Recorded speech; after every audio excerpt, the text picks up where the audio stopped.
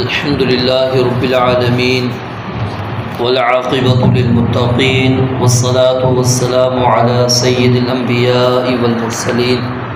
أعوذ بالله السميع العليم من الشيطان الرجيم من همزه ونفخه ونفثه. بسم الله الرحمن الرحيم. ألم ترى، کیا آپ نے نہیں دیکھا، الی الملأ، سرداروں کو. ملا یہ اس کا معنی ہوتا ہے ملأ یملأ، پر کرنا، بھرنا. کیونکہ قوم کے جو سردار ہوتے ہیں وہ اپنی ہیبت اور رعب کے ساتھ لوگوں کی آنکھیں بھر دیتے ہیں، تو اس وجہ سے ان کو ملأ کہا جاتا ہے. الم تری، کیا آپ نے نہیں دیکھا، الی الملأ من بنی اسرائیل، بنی اسرائیل میں سے سرداروں کی طرف، من بعد موسیٰ، جو موسیٰ علیہ السلام کے بعد تھے. اذ قالوا، جب انہوں نے کہا، لنبی، نبی کے لیے، لہم، جو ان کا تھا، ابعث، مقرر کر، لنا، ہمارے لیے، ملکن، ایک بادشاہ، نقاتل، ہم لڑیں، فی سبیل اللہ، اللہ تعالیٰ کے راستے میں. قال، اس نبی نے کہا، هل عصیتم، یقیناً قریب ہے کہ تم، ان کتبہ، اگر لکھ دیا جائے، اگر فرض کر دیا جائے، علیکم، تم پر، القتال، لڑنا، اللہ تقاتلوا، کہ تم نہ لڑو. قالوا، انہوں نے کہا، وما لنا، اور ہمیں کیا ہے، اللہ نقاتل، کہ ہم نہیں لڑائی کریں گے، فی سبیل اللہ، اللہ تعالیٰ کے راستے میں، وقد، اور یقیناً، اخرجنا، ہمیں نکال دیا گیا ہے، من دیارنا، ہمارے گھروں سے، وابنائنا، اور ہمارے بیٹوں سے. فلما، پس جب، کتبہ، لکھ دیا گیا، فرض کر دیا گیا، علیہم، ان پر، القتال، لڑنا، تولوا، تو وہ پھر گئے، الا، مگر، قلیلا، تھوڑے، منہم، ان میں سے. واللہ، اور اللہ تعالی، علیم بالظالمین، خوب جاننے والا ہے ظالموں کو. وقال، اور کہا، لہم، ان کے لیے، نبیہم، ان کے نبی نے، ان اللہ، کہ بے شک اللہ تعالیٰ نے، قد، یقیناً، بعث، مقرر کیا ہے، لکم، تمہارے لیے، طالوت، طالوت کو، ملکن، بادشاہ. قالوا، انہوں نے کہا، انا یکون، کیسے ممکن ہوگی، لہو، اس کے لیے، الملک، بادشاہت، علینا، ہم پر، ونحن، اور ہم، احق، زیادہ حقدار ہیں، بالملک، بادشاہت کے، منہ، اس طالوت سے. ولم یؤت، اور نہیں وہ دیا گیا، سعۃً، وسعت، فراخی، کشادگی، من المال، مال میں سے، یعنی سرمایہ دار بھی نہیں ہے. قال، تو کہا نبی نے، انا، بے شک، ان اللہ، بے شک اللہ تعالیٰ نے، اصطفاہ، اس کو چنا ہے، علیکم، تم پر، وزادہ، اور اس نے زیادہ کیا ہے اس کو، بسطۃً، کشادگی، فراخی، فی العلم، علم میں، والجسم، اور جسم میں.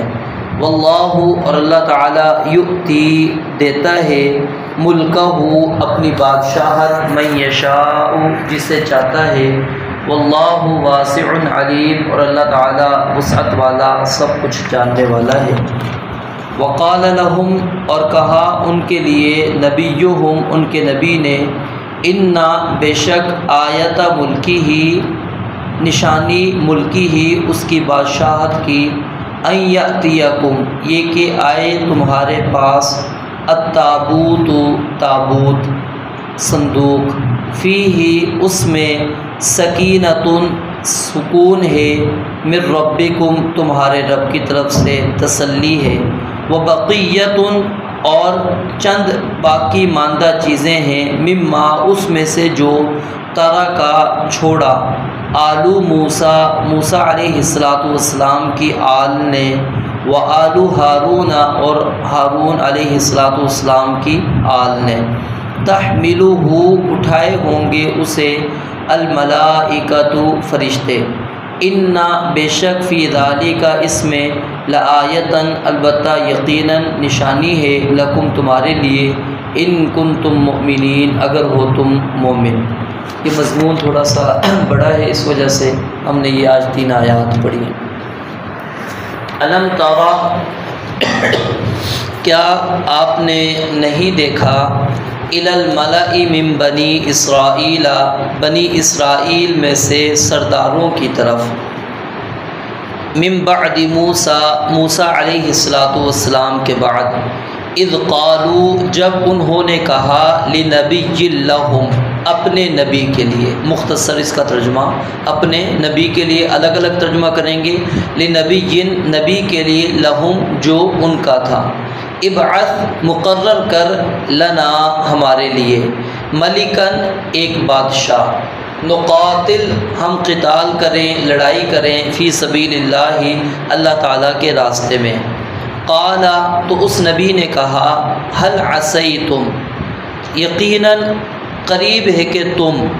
ان اگر کتبہ فرض کر دیا جائے، علیکم تم پر، القتال لڑنا، اللہ تقاتلوا، اللہ اصل میں تھا ان لا، دو ہیں یہ ان اور لا، ان معنی ہوتا ہے یہ کہ اور لا معنی ہوتا ہے نہیں، اللہ یہ کہ نہ، تقاتلوا تم لڑائی کرو۔ قالوا انہوں نے کہا، وما لنا اور کیا ہے ہمیں، یہاں پر یعنی سوالیہ بنے گا یہ ماں، وما لنا اور کیا ہے ہمیں، اللہ نقاتل کہ ہم نہ لڑائی کریں، فی سبیل اللہ اللہ تعالیٰ کے راستے میں، وقت اور یقیناً تحقیق، اخرجنا ہم نکال دیے گئے، من دیارنا اپنے گھروں سے، و ابنائنا اور اپنے بیٹوں سے، یعنی ہمارے گھروں سے ہمیں نکال دیا گیا، ہمارے بیٹوں سے ہمیں نکال دیا گیا۔ فلما پس جب کتبہ فرض کر دیا گیا، علیہم ان پر، القتال لڑنا، تولوا تو وہ پھر گئے، الا مگر قلیلا تھوڑے، منہم ان میں سے، واللہ علیم بالظالمین اور اللہ تعالیٰ یقیناً خوب جاننے والا ہے ظالموں کو۔ وقال لهم اور کہا ان کے لیے، نبیہم ان کے نبی نے، ان اللہ بے شک اللہ تعالیٰ نے، قد بعث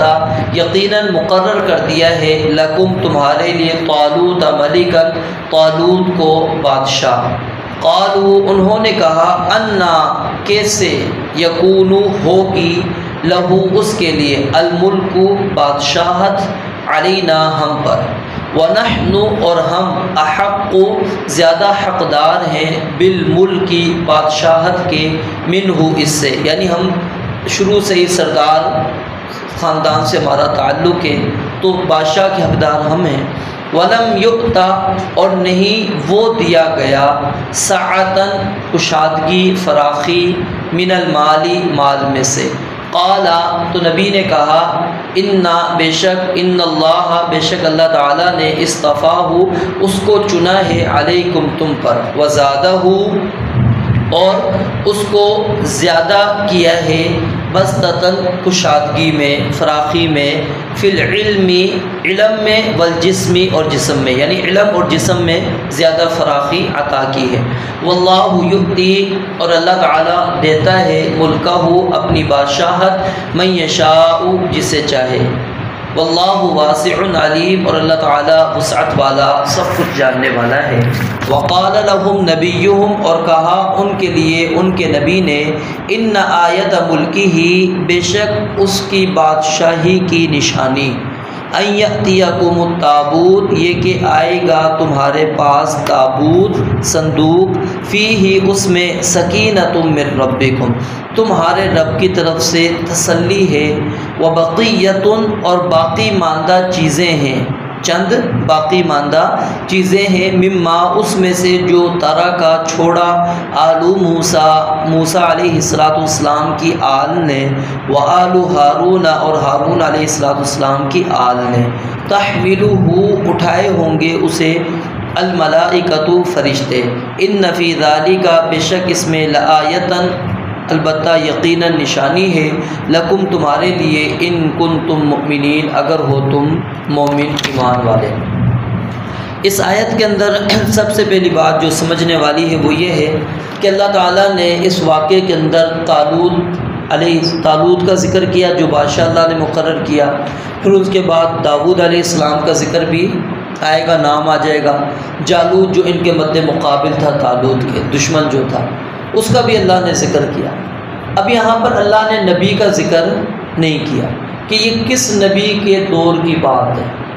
جب اللہ تعالیٰ نے اس چیز کی ضرورت محسوس نہیں کی تو ہمیں بھی اس کے پیچھے بھاگنا نہیں چاہیے۔ کچھ لوگ کیا ہوتا ہے وہ ضرور تلاش کرنے کی کوشش کرتے ہیں، پھر ایسی حدیثوں کا، ایسی روایات کا سہارا لیتے ہیں، یا تو وہ اسرائیلی روایات ہوتی ہیں یا غیر مصدقہ روایات ہوتی ہیں، یعنی صحیح احادیث نہیں ہوتی، اس سے کھینچ کھانچ کر نام لے کر آ جاتے ہیں اور ظاہر کیا کرنا چاہتے ہیں کہ جی میرے پاس علم ہے، جی فلاں عالم نے اس کو نہیں بیان کر سکا، دیکھیں میں نے بیان کر دیا، میں نے تلاش کر لیا۔ یاد رکھیے اگر ضرورت ہوتی تو جہاں پر نبی اللہ تعالیٰ نے طالوت کا نام لے لیا، داؤد علیہ السلام کا لے لیا، دشمن کا نام جالوت لے لیا، نبی کا بھی نام اللہ لے دیتے۔ اب دیکھیں نا من بعد موسیٰ نام آ گیا ہے تو اس نبی کا بھی نام آ جاتا۔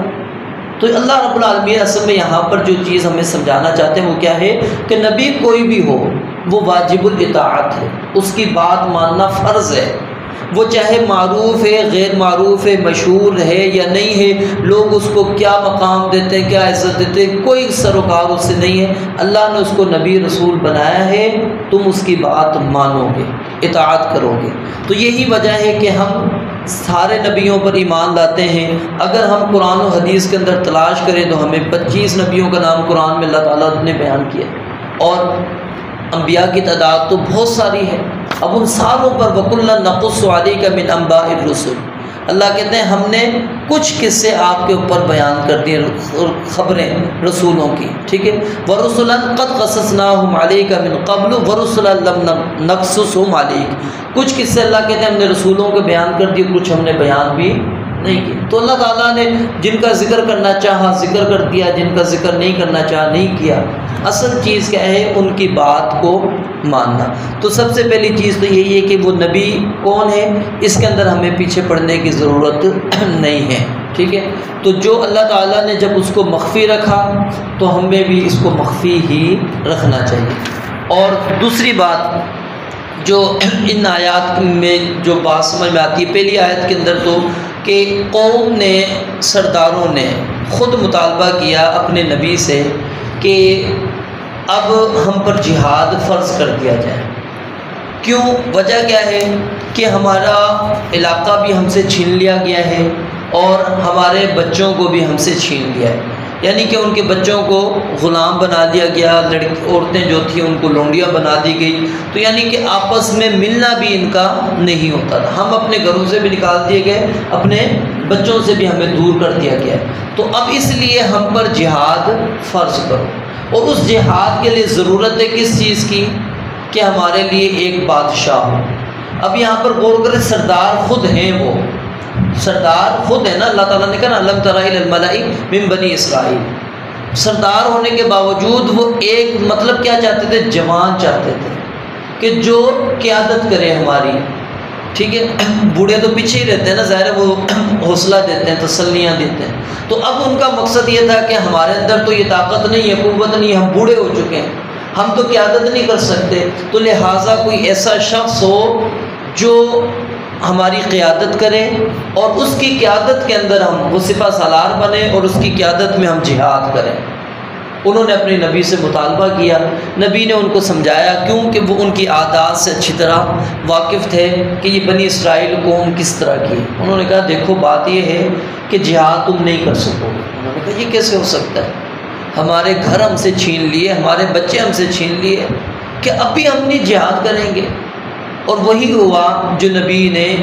اپنا یعنی کہ خدشہ ظاہر کیا تھا کہ تم جہاد نہیں کرو گے۔ اللہ تعالیٰ نے جہاد کو فرض کر دیا، تفصیل آگے آئے گی اس پوری واقعے کی، ٹھیک ہے، وہ آگے تفصیل آ رہی ہے جو طالوت اور جالوت کی طرف جا رہا ہے۔ تو اللہ تعالیٰ نے جب جہاد فرض کیا تو اللہ فرماتے ہیں تولوا،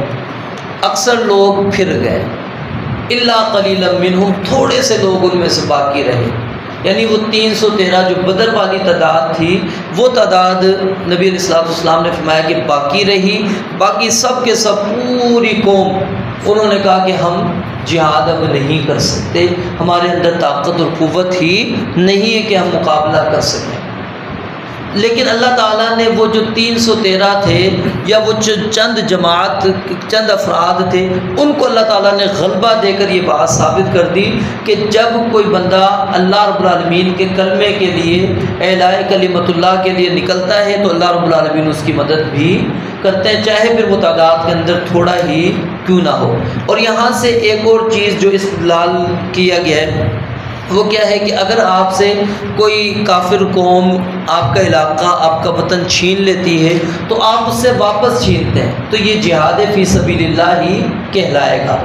یہ وطن کی لڑائی نہیں کہلائے گی۔ کچھ لوگ سمجھ رہے ہوتے ہیں نا کہ جی ملکوں کی لڑائیاں آپس میں ہو رہی ہیں اس لیے کون سا جہاد فی سبیل اللہ، نہیں، یاد رکھیے یہ جہاد فی سبیل اللہ ہی ہوتا ہے، کیونکہ اصل مقصود کیا ہے، اللہ کے کلمے کو بلند کرنا۔ اب ظاہر ہے جہاں اس علاقے کے اندر جب کافر ہوگا تو اللہ کا کلمہ تو بلند نہیں ہو سکتا، وہاں تو پھر کافر کا کلمہ بلند ہوگا نا، تو اس لیے وہ علاقہ چھیننا مسلمانوں کے اوپر فرض ہے، اور خصوصاً جب وہ ہے ہی مسلمانوں کی ملکیت۔ ویسے تو پوری کائنات ہی پوری دنیا ہی ہماری ملکیت ہے مسلمانوں کی، لیکن ایک تسلط مسلمانوں کا ہی رہا، پھر وہ کافر اس کو چھیننا چاہے تو اس سے چھیننا مسلمانوں کے اوپر کیا ہے، فرض ہے، واجب ہے، اور اس کے لیے وہ جو لڑتے ہیں وہ جہاد فی سبیل اللہ ہی کہلائے گا، کیونکہ مقصود کیا ہے کہ ہم یہ علاقہ لے کر یہاں پر اللہ کے کلمے کو بلند کریں گے، یہ پیچھے اس کی غرض اور غایت ہوتی ہے۔ اور اس کی اگلی آیت کے اندر اللہ رب العالمین نے جب طالوت کو بادشاہ مقرر کر دیا، اب یہ طالوت عام سا بندہ تھا، آج بھی حکومت کے لیے دو بنیادی چیزیں دیکھی جاتی ہیں، نمبر ایک سرمایہ دار کہ اس کے پاس مال و دولت کتنا ہے، ٹھیک ہے، اور دوسری چیز کہ کیا اس کے خاندان میں کوئی بڑا رہا ہے یا نہیں، جیسے ہم کہتے ہیں نا جی یہ سیاست جو چل رہی ہے موروثی سیاست چل رہی ہے، موروثی سیاست ہم لفظ کیوں استعمال کر رہے ہوتے ہیں کہ جی اس کا باپ بھی وزیر اعظم رہا، پھر یہ بھی وزیر اعظم، پھر اس کی نسل بھی وزیر اعظم، یہ پوری نسل وزیر اعظم ہی رہیں گی، یعنی یہ سمجھتے ہیں حکومت ہماری ہے۔ تو ہمارے ہاں بھی یعنی یہ اصول شروع سے ہی کہ سیاست کے لیے دو چیزیں وہ سمجھتے تھے، ایک کہ ان کے بڑے میں کوئی سردار گزرا ہو جس کو کوئی قیادت ملی ہو، کسی کو کوئی سرداری ملی ہو، کوئی رتبہ عزت اس کو ملا ہو، اور دوسری چیز اس کے پاس مال و دولت بھی ہو، سرمایہ ہو اس کے پاس، پھر وہ کہتے ہیں جی اس کو وہ بادشاہ بن سکتا ہے، اس کے علاوہ تیسرا کوئی شخص بادشاہ نہیں بن سکتا۔ تو جب طالوت کو اللہ رب العالمین نے بادشاہ مقرر کر دیا، اب یہ عام سا بندہ تھا، اس کے پاس نہ سرمایہ تھا اور نہ ہی اس کا بڑے میں سے کوئی سردار گزرا،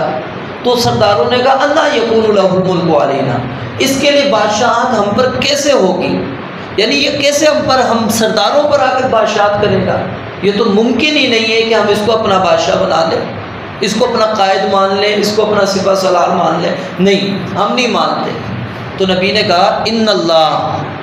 اصطفیٰ، اللہ تعالیٰ نے اس کو چنا ہے، میں نے خود اس کا انتخاب نہیں کیا، یہ اللہ تعالیٰ نے چنا ہے۔ اور اللہ رب العالمین جن بنیادوں پر چنتے ہیں وہ کیا ہے، بسطۃ فی العلم والجسم، ایک جسمانی طاقت قوت ہونی چاہیے بندے کے اندر، دیکھیں نا المؤمن القوی خیر، نبی علیہ السلام نے فرمایا مومن جو طاقتور ہے وہ بہتر ہے، وَأَحَبُّ إِلَى اللَّهِ، اللہ کے نزدیک زیادہ محبوب ہے، من المؤمن الضعیف، کمزور مومن سے، یعنی وہ بھی مومن ہے وہ بھی مومن ہے لیکن ایمان والا ہے، طاقتور ہے،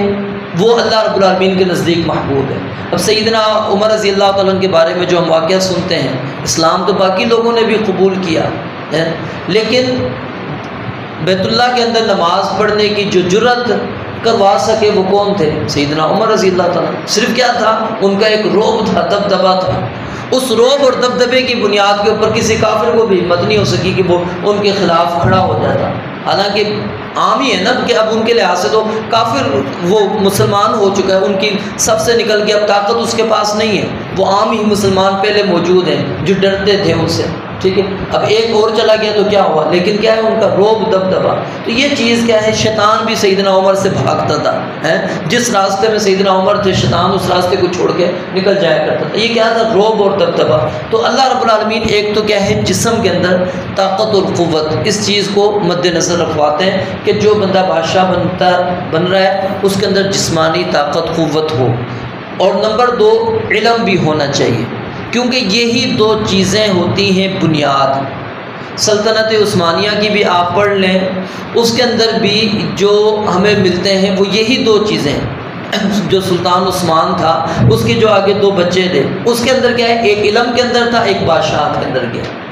وہ اپنے علم کی بنیادوں کے اوپر سیاست کرتا تھا، علاء الدین کے نام سے جو تھا، اور جو دوسرا اورحان تھا وہ کیا تھا، بادشاہت چلاتا تھا۔ تو یہ کیا ہے، دونوں انہوں نے ساتھ رکھی۔ اگر ایک چیز ہوتی وہ کہتا میرے پاس قوت ہے، میں کیا نام ہے میدان قتال کے اندر لڑ سکتا ہوں، میں جاتا ہوں جہاں جاتا ہوں فتوحات حاصل کر دیتا ہوں، علم کو مجھے ضرورت نہیں، اپنے بھائی کو نکال دیتا، نہیں کامیابی وہ حاصل کرتا۔ یعنی یہ 2 چیزیں ضروری ہیں، ایک علم کا ہونا اور دوسرا جسمانی طاقت قوت کا ہونا۔ اور جب بندے کے پاس یہ چیز موجود ہو تو پھر اس کے بعد